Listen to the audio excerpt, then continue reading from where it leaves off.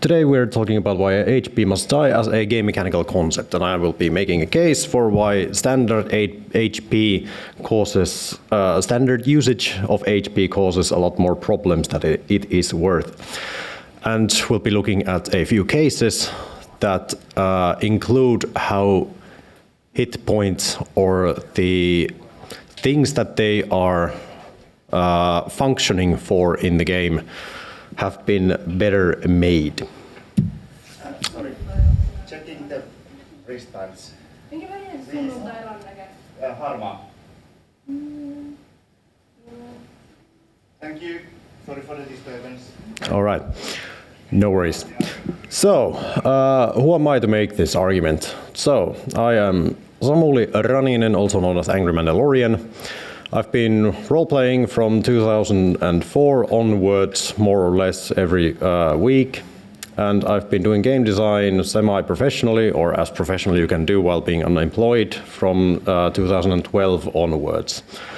And I have been thinking about HP as a concept and a lot of other game mechanical concepts a lot, and these are the final results of my ponderings. So, what are HP? What's the history of HP? Let's begin with that. So, HP was introduced in the first D&D to allow characters to survive more than one blow. Before that, we just had wargaming, which were basically just a huge armies of miniatures being fielded against other miniatures and basically simulating combat or battle situations. And in those, if you take a hit, you are a casualty, which means that you are no longer being able to fight. And as Gary Gygax introduced Dungeons & Dragons, people started to ask questions like, hey, can I have this cooler hero character that can survive more than one hit so that they aren't just a kind of a faceless mook on the battlefield? So it was decided that they can tolerate several hits, and you needed something to track them with, maybe some sort of hit point. And that's the birth of HP as a concept.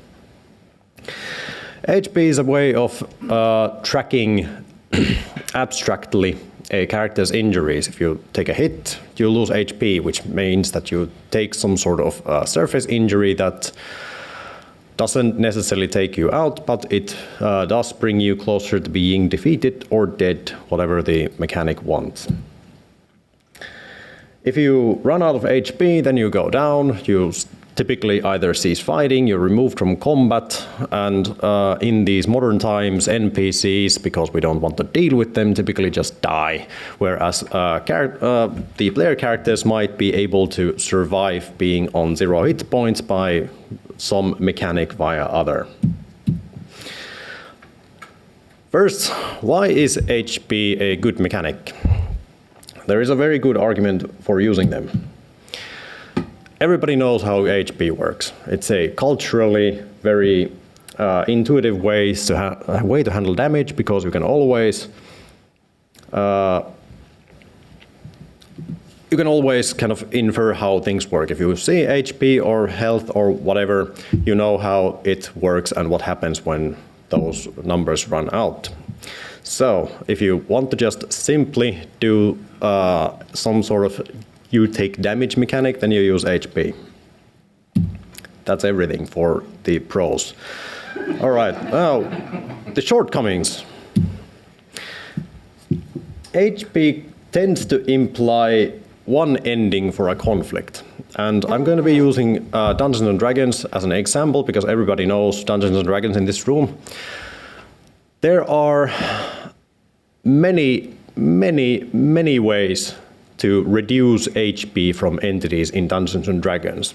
The system is full of rules on how you can remove hit points, and there is a rule for what happens when the hit points run out. So when you have a conflict with another character or with another entity or whatever, then going kind of strictly by the rules, there is not really a good way in the rules to end the conflict except by having one side run out of hit points.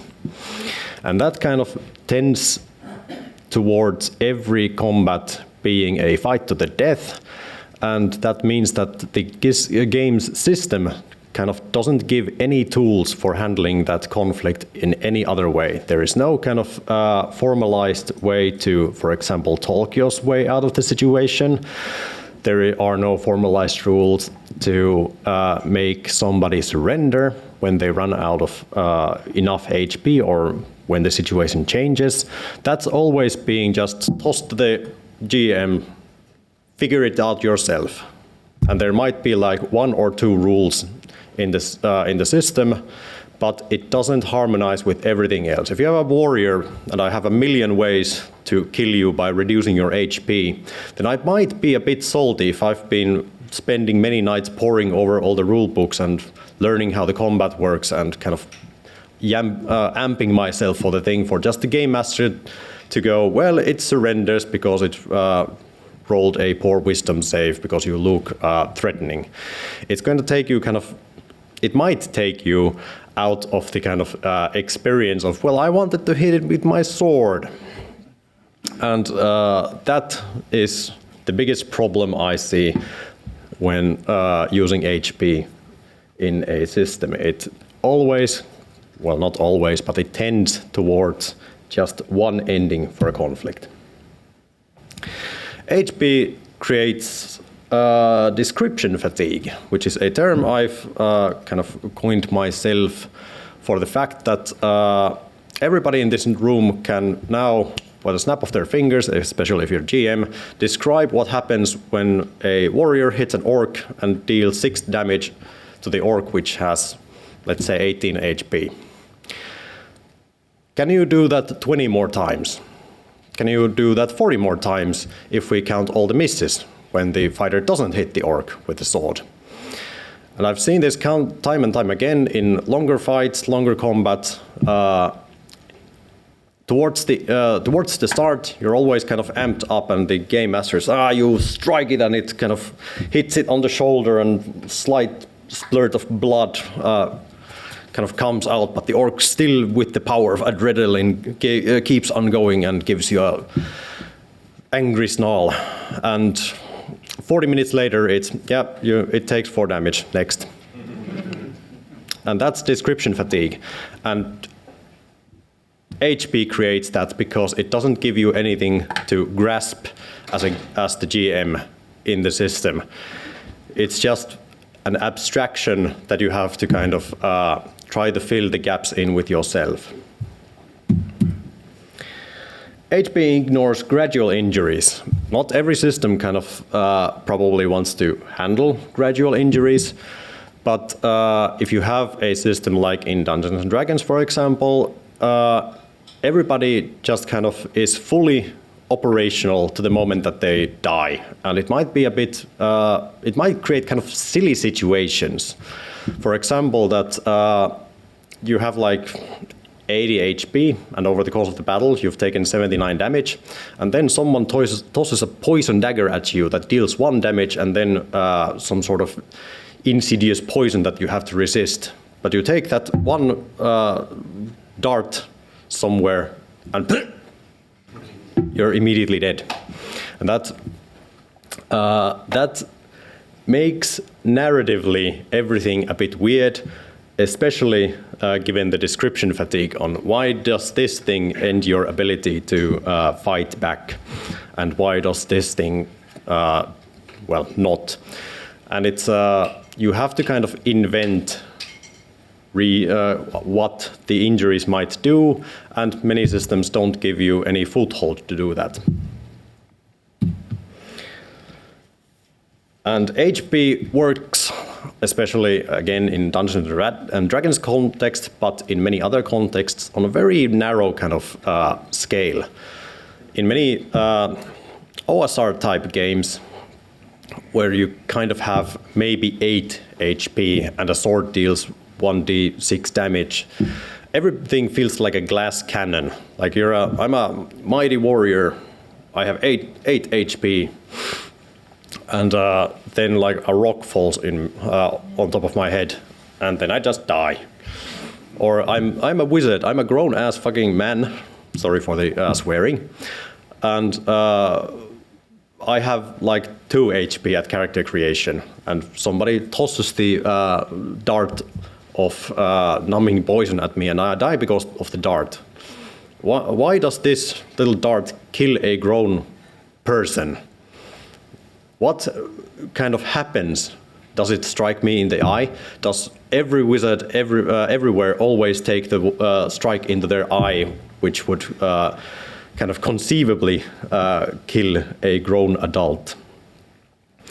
And then on the other scale, when you go into very large hit point numbers, then the systems kind of start wobbling and go into the 12th rounds of combat where people are just slashing at each other, and it's, yeah, I missed, I hit, I take a few damage, I strike, I take a few damage, I heal, I take more damage. So that's why kind of Dungeons and Dragons in general tends to work around levels 2 to like 4 or 5, because the numbers are kind of still easily handleable. But after that, everything becomes extremely wonky, and yeah, it becomes kind of this narrative weird power fantasy. So, how to improve? What are the better ways to handle HP? Here are a few examples. And the first one is the death's door mechanic from the video game Darkest Dungeon. In this game, for those who don't know, all of the characters have a few HP when they enter into combat. And once that HP runs out, you go to 0 HP, you go to Death's Door. And in Death's Door you get penalties, you take stress, which is this kind of secondary HP characteristic in the game. And you go into a state that whenever you take any number of damage, then you might die. You roll basically you roll a death save, and if you fail it, you die. If you succeed, nothing happens, you still survive to the next blow. And when you take healing, any point of healing, you take 1 point of healing, you take 1 HP, and you're no longer at death's door. All of the penalties are removed. Well, not every penalty, but then you're again able to fight completely fine. And then you take another 40 damage, and you go into death's door again. Why is this system good? It creates drama. It also might be just the kind of audiovisual presentation of Darkest Dungeon, but the moment that you go in the death's door and you are kind of breathing heavily, you know every next strike might be your last. You don't know the next initiative order. You might go first and be able to heal yourself, or you might go last and every other enemy will strike you. And that kind of tension, whenever an enemy kind of decides, I'm going to attack you, and you go, oh no, and it's a hit, but you resisted and you're still in it. That creates this elevated sense of drama that I like in the game, probably many people like in the game, and it's very easily doable in a role-playing and board gaming perspective. It's also a clear stop fighting signal. A lot of the HP kind of implementations, they don't have this stop fighting signal. If you're a fighter and you're at 10 HP and things deal about 1d6 damage, when should you stop fighting? At 10 HP? Well, not, because I can still survive at least 1 sword blow. But what about at 5? I can survive probably most sword blows. What about 4? What about 3? Especially if you don't take any kind of penalties. So a lot of those games don't have this stop fighting signals, because players kind of tend to go into this this tunnel vision mode and just like, well, I can still fight. If I get a good hit and critical hit to the enemy and take it down, then we're going to win it. But in here you have a very good stop fighting signal where you go, maybe I should retreat. Maybe I should actually stop fighting, because the next hit might be my last and I'm not actually very good at fighting anymore. Or should I wait for the healing? If it's not incoming, probably not. Maybe this was it then, and we're going to have to fall back and regroup. And if you implement it for the enemies, that's a good signal for the game master to go, okay, this enemy surrenders or scampers off. The exciting part of the fight has already been passed. This is a good mechanical signal that I can stop fighting. The system has the HP kind of buffer on top, so it does still have the benefits of HP, which is that you know how things work. Things deal damage, things can deal different amounts of damage, which might make different weapons, different character classes, different characters might feel more deadly or not. So it's not kind of too esoteric. But there is a problem that it still uses HP, so it's not immune to description fatigue in longer fights. When you take damage that doesn't put you into the death's door, it doesn't help with that. And if you go like the 4th time to death's door due to a very good healer, then that also might make it difficult for the game master to immersively describe what is happening. Critical hit table in Genesis, or other people might know it as the Edge of the Empire system from Fantasy Flight games. In it, characters have this wound capacity, and when those wounds run out, or if they take a critical hit, they roll a 1d100 on this critical hit table. And they add +10 to the result for each critical hit that they have suffered over the course of, well, their adventures that haven't been healed yet. And the table, as you may or may not see very well, has a bunch of things that might cause immediate harm or immediate benefits, or later harm or later benefits. And dead at the results 131 or higher. So, I like this because it means that every hit is meaningful, and it provides a description aid for the GM. When you take a critical hit, something happens, you fall over and you go prone, and that kind of immediately gives the game master something to grasp on. Why does this hit cause you to kind of fall down? And it's kind of this descriptive little puzzle or problem that you then solve by giving a interesting kind of description. And because, well, in the system, not every hit does this, but every time a critical hit happens, it's something different. It's immediately impactful, so it kind of means that every hit does different things. So it gives you a good ability to provide narration for the game, and it provides some sort of arc into the combat, which might kind of take it into interesting narrative directions. Characters are unlikely to die to the first critical hit that they suffer, because the maximum result for a fresh character is 100, and it doesn't kill you. It takes at least 3 critical hits for you to be able to go into the 131 results. Actually 4 ones. I don't know math. And that means that you can kind of, if you're a heroic character, if you're doing this swashbuckling heroic adventure, you can go into most combats kind of very confidently that you won't die to the first hit. And you need to suffer at least a few before you go down. And this creates the ability for the players to kind of trust that the system doesn't immediately kill them if due to a bad dice roll. Drawbacks. It's a table, and referring to a table in the middle of fighting is a bit inconvenient. And, well, that's basically written as it is.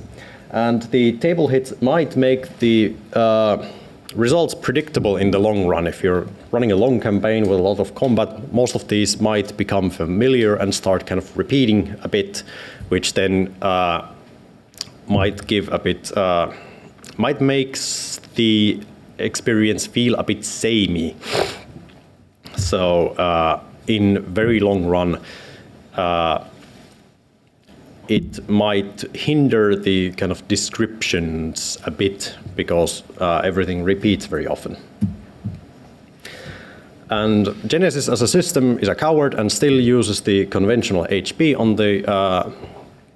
on top of it. And in Genesis, when your HP runs out, you take a critical hit and then you go unconscious, basically, which means that the system kind of takes you out of the fight before you can leverage this very solid and interesting mechanic. You had a question. I was actually just asking about that, like how does this work? Is every critical hit and all that? You answered. Yes, thank you. Another question. You could basically come up with alternative extra things on the table to try to fight the practicability. Yes, that does create the need for more design, which is maybe not everyone's forte or want, but that is one solution. HP as a clock, the Dungeon World, and this example has been taken from the wonderful The Dungeon World guide by Ian Fonts-May and Sean Dustin, and I recommend everyone to Google it, read it. It's a guide that has helped me run narrative combat scenarios extremely well, and it improves how the Dungeon World as a mechanic kind of, or as a game works. Based on this guide, HP acts as this kind of encounter clock, and things have just arbitrary amount of hit points, and in the combat or some sort of action scene, the Dungeon World kind of brings some character to a focus. It creates a problem for that character, a narrative problem. There's a goblin that is screaming at the top of their lungs and kind of running at you with a very sharp spear that's kind of heading straight to your belly. What do you do? And then that player describes what they're going to do. Are they going to dodge out of the way? Are they going to grab the spear at the last moment and then yank the goblin somewhere else? Are they going to parry it with their weapon or sidestep or whatever? And then they roll, and depending on the roll results, then they get into a kind of a better position or not. And you can use this if the result is good, then the game master might say, okay, roll damage. And that roll kind of signifies that the encounter is coming to a close. And if it's a good hit, then the game master might just say, okay, well, the goblin flies over and dies to whatever kind of you are doing.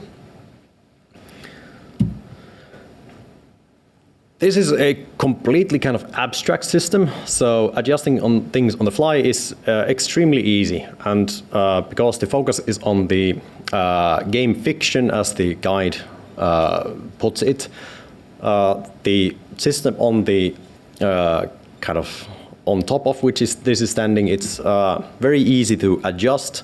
The game master can just kind of feel when this scene has run its course and can end things very quickly, and figuring out new things to kind of subject the players to is also kind of permissive because it's abstract and it encourages this focus on the game fiction,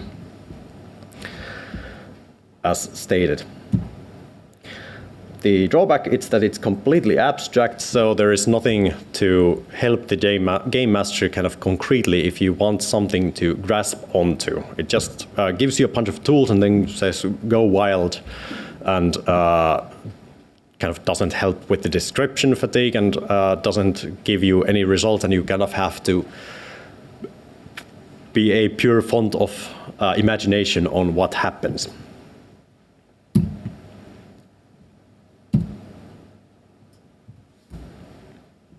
Why aren't you going? Okay, then let's go into another direction. Damage cards from the X-Wing miniatures game. In the game, whenever your ship takes damage, you draw this damage card and place it on top of the kind of ship's sheet. And once you have enough of those damage cards, your ship detonates. But the interesting bit is that when you take a critical hit, you take the damage face up, and then you apply the whatever critical hit result, and it still acts as one damage card. This is kind of an interesting take on how 8 points and kind of critical hits does, and I've liked it in X-Wing, and I figured that it might actually work in tabletop role-playing games very well. It has the same advantage as crit tables, especially if you kind of just take the descriptions every time you get hit, and it has all the advantages that we've gone through. It's easier to handle than a critical hit table. You don't need to get a large A4 piece of paper that has been covered by something. You just have a card deck, you draw one, you read it, and you apply it. And it's kind of an easy kinetic mechanical thing to do. Not everybody likes handling cards. So if you're not into having this deck of cards that you use, then you might not like how this works.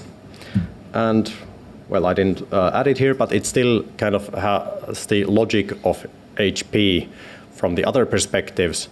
But the fact that you have every hit is significant, they will reduce your ability, they still create drama and have all the other good stuff. Then we have damage threshold in the Legend of Five Rings 4th edition. And in it, you have, basically it's the same as Genesis. You still have a HP buffer that once it runs out, you go, well, not unconscious, but you're not able to take actions or fight back. And when you take a critical hit that is defined by the card rolls, you take the deadliness of the weapon that you are using, which is a static number, and then you just compare it into this table. And there are two kind of modes of fighting in Five Rings. There's skirmishes, which is the basic. There's 5 goblins, and you need to defeat them in order to survive. And then there are duels, which are this character has questioned your honor, and now it's a duel to the death, or duel to other results. In skirmishes, you just use the weapon's deadliness whenever you take a critical hit, which typically hovers around like 7 or 8 for katanas, maybe a bit defined, a bit bonuses or penalties depending on things. And in duels, the deadliness is doubled. So if you're striking with the katana, it's 14, which is swift death. And if you take a critical hit, you can try to mitigate it by rolling your attribute, and depending on successes, it will reduce the critical hit's severity. So you might still be able to survive if you roll well. This is maybe a bit easier to handle critical hit table because you don't need to roll an additional thing. It's always dependent on what weapons you are using. It also kind of gives these weapons a bit of characteristics. If you have a razor sharp katana designed to cut fools down, then you know that if you're going to make a critical hit, the thing might not survive it. But if you have a softer weapon, then you might be able to take things prisoner a bit easier. The integration with the duel mechanic is very flavorful, and it kind of makes it that these characters feel a bit more heroic, and you don't need to fear the kind of random bandits so much, even if you're, especially if you're not a very combative person. And because duels are extremely dangerous, it kind of puts weight to those, and those feel very impactful both in narrative sense and in mechanical sense. Five Rings also has this strife, which is the kind of, I feel, actual HP in the game.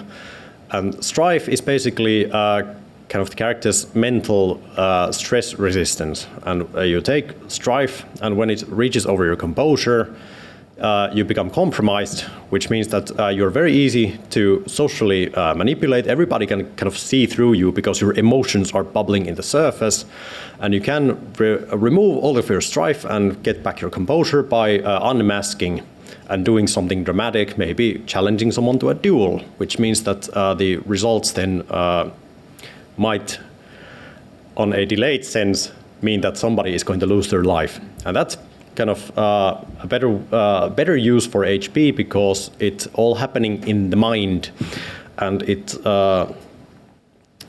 the intent is that you slowly kind of accumulate the stress. Not every kind of source of stress might be interesting, and the last bit that breaks the camel's back might be something very kind of random. Somebody looks at you funny and gives you too stress, and that puts you over, and now it's on. It doesn't still help with skirmishes, which are a bit more kind of, they still use HP in skirmishes, and it's basically the same problems as with D&D, with just this thing stapled on top, and especially with enemies who don't necessarily go through this rigmarole. If they're minions, they just die when they run out of HP. Then Bättre D&D, which is my kind of game I've been working on. This is kind of the culmination of a lot of this that I've put into an implementation, and it is a hit table. Sorry for lacking an image. You can imagine the Genesis critical hit table here. In Bättre D&D, when you declare that you're attacking a character, if they don't take active steps to defend themselves, if they don't have a weapon to defend themselves with, then they just take a hit. And it's the same mechanic as in Genesis. You take a injury, which is basically the same thing as a wound in the critical hit table in Genesis, and you roll in this similar critical hit table, or the hit table as it is here. And then it has a bunch of narrative results. You fall down, you gain an additional attack or attack action, you gain a reaction, you take an injury that might get infected at a later date, so it doesn't hinder your ability to perform in this fight, but it might be dangerous after this fight. You take a bleeding wound that will probably kill you after this fight is done, but it again doesn't hinder your ability to function here. You go unconscious, you lose a limb, but also something that you carries with you break. You take a cool scar, or you take an ugly scar, or your armor breaks. You fall down, and if you would die, you can make this deal, which means that the game master gives you a cost, which might be very abstract cost, or it might be a very concrete cost. Well, you still survive, your character survives, but they lose their limb. Well, your character survives, but the bad guy gets an inspiration in their castle, and that means something bad. Maybe when you come home the next week, your loved one has fallen sick, or kind of narrative things like that. This system means that every hit is meaningful.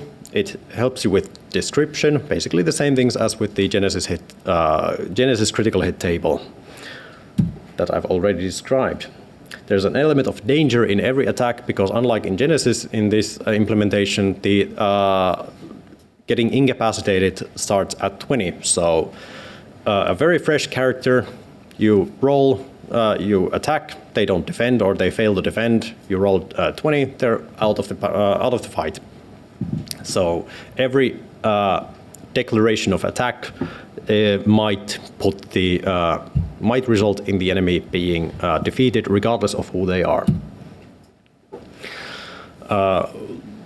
It's integrated into the rest of the system very well, because it is designed to help with the fighting system, with its actions and reactions that I might describe to you at a later date if you want.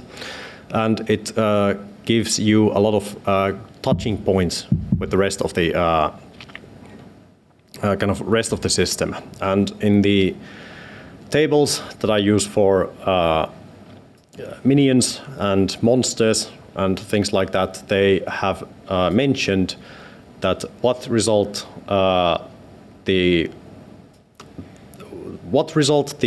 entity takes, they decide to stop fighting, especially in beast tables. Like if they take a bleeding wound, they immediately then start to try to escape, as a wounded animal might do.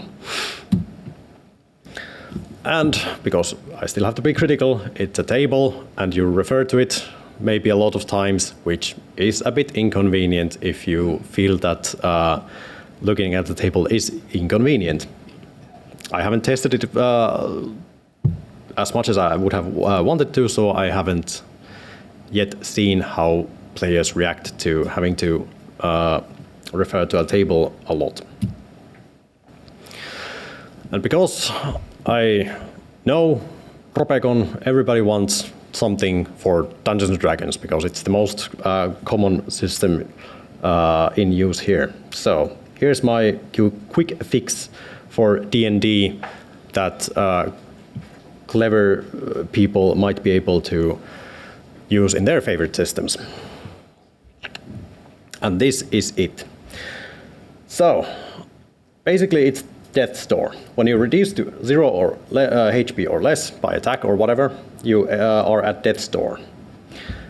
And the first thing that you do is you draw a death's door card, which I've made a bunch of, and I'll provide a link from where you can download them if you want, and you apply the results, and they look something like this. Move back 5 feet and become prone. This helps with kind of description on what happens, and it makes hopefully the fight a bit more dynamic. While you are at death's door, you get disadvantage to all attack and skill rolls. You can't use concentration, which brings you at a disadvantage in combat, and it's a signal you should probably stop fighting if you are able to. If you gain any healing, you start healing from 0 HP and you are immediately not at death's door again, which means that a healer is actually able to very materially affect the heading of the combat, and not just, well, you seem like you need a bit of a top up, so here, take some HP. And while you're at death's door, if you take any number of damage, you make a DC 8 death save, and if you fail, you die. Which means that you don't want to linger at death's door, you don't want to make a nuisance of yourself at death's door, because an enemy might decide to attack you, and that might just mean that you die. For this thing to work, half all max HP across the board from every player, from every entity, so that it pushes things more aggressively to the death's door. And a general guide, most NPCs at death's door either, they cease fighting and they either try to escape or they surrender because they know that they don't want to die. Here are some resources for stuff. Here's the Bättre D&D public rule set as it is, if you want to take a look at it. Here's a link to Drive, which has these D&D Death's Door cards. They are the same format, the same size as Magic cards, so it should be easy to cut them out, print them, cut them out, and put them into sleeves and use them immediately if you want. And here is a link to the Dungeon World Guide, which I heartily suggest everybody to take a look and read. It's excellent. I've learned everything I know from it. Questions if we have time. As a recommendation, actually, Spyhander system uses a threshold HP. Basically, if enemy does a certain amount of damage, it goes over one threshold. Then if it does even more damage, it goes over the second threshold. And you always take wounds until you take injuries. And as said, a bit more tables, it has more tables as like moderate injuries, serious injuries, critical injuries, and slain. So it's a really interesting system. We've been playing it for like 4 years now, and it's been giving it more drama because each hit can be instant death. Yeah, that sounds interesting. How long does a typical combat round take? With 8 people, it does take. Yes. I mean, even the original old Red Fox D&D had morale rating for monsters, but it was probably one of the least used rules in the system because players didn't want the monsters to run away because then they wouldn't get all the XP. Yeah, and that's a design failure in my perspective. That's a good point also. Players probably don't want to deal with prisoners, which is sad because prisoners are a fantastic dilemma for everybody. What do these very mobile characters that probably are doing some specific thing do with prisoners? I have to say that 4th edition D&D did have a bloody quantities and like half of a hit points. Yeah, I like. Makes also like you could intimidate to enemy to surrender at the point. Yeah, I think it's the best D&D system out of every one of them, the 4th edition, and that's one of the good kind of design features. It does suffer from the my enemy has 1,250 HP problem, which makes some combats run a bit. But yeah, otherwise, a very solid system if you want to engage in some miniature chess.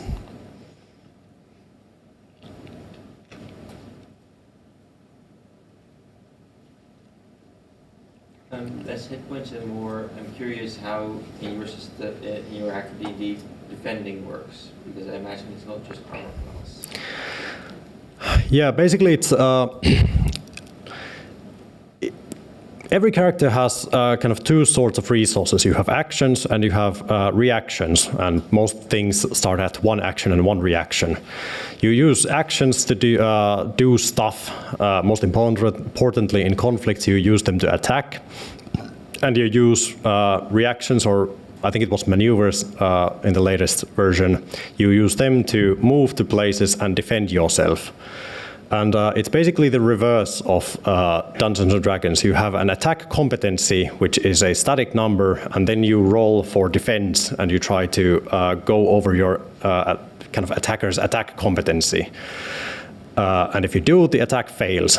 And because the initiative is shuffled every round, and everybody refreshes all of their actions and reactions every round, it kind of creates those situations where if you see an opening, if some entity has run out of maneuvers, then you know that they physically cannot defend themselves. Basically, they are either too busy moving, or they have already defended against some other attack, which means that you can get a free hit, kind of this backstabbing mechanic.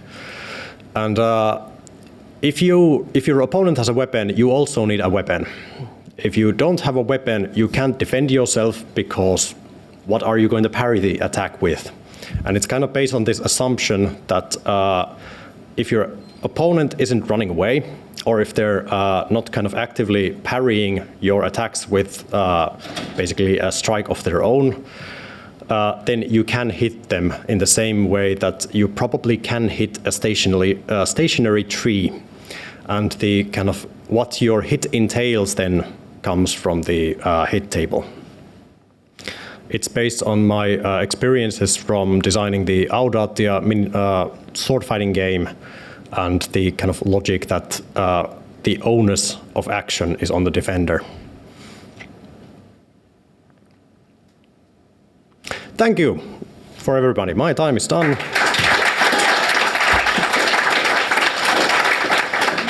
You've been a wonderful audience.